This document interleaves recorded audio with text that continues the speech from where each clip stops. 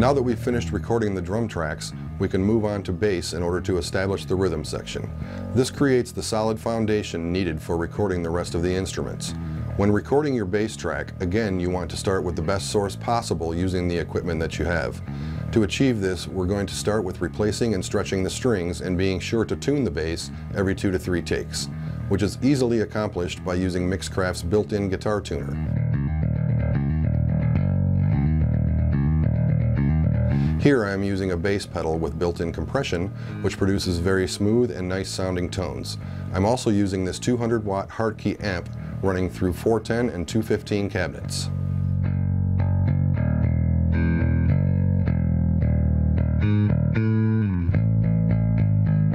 I'm going to show you 2 different methods I use to record bass, which can be done simultaneously. The first being miking the cabinet, and the second utilizing the line out on your pedal or preamp. We will then check levels on both to make sure we've got a strong signal and a usable tone before moving on to the actual tracking. And now that we've stretched and tuned our new strings, it's time to move on to miking up the cabinet. The first step will be mic selection.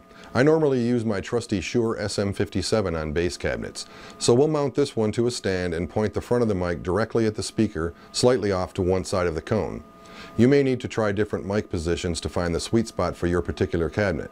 Keep in mind that the further from the cabinet the mic is, the more room sound you'll be capturing. Generally, the closer the mic is without touching the face of the cabinet, the stronger and more precise the signal will be.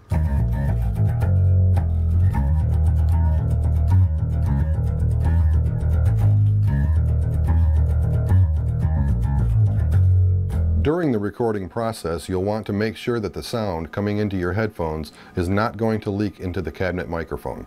Sitting or standing a little further from the mic will help. Also making sure that the sound coming from the amp has plenty of level.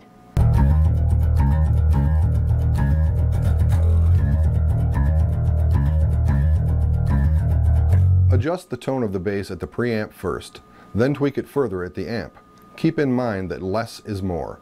Don't add loads of low end or highs. Try to keep it as flat and natural as possible. This will give you a smoother and more usable signal to work with at the mixing stages.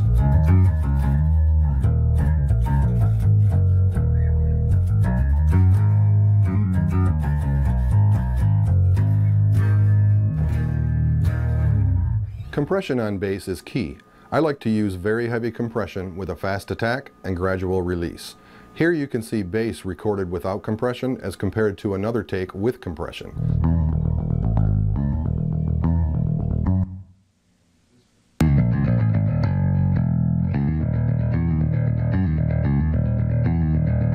The smoother waveform is obvious simply by visually comparing the two.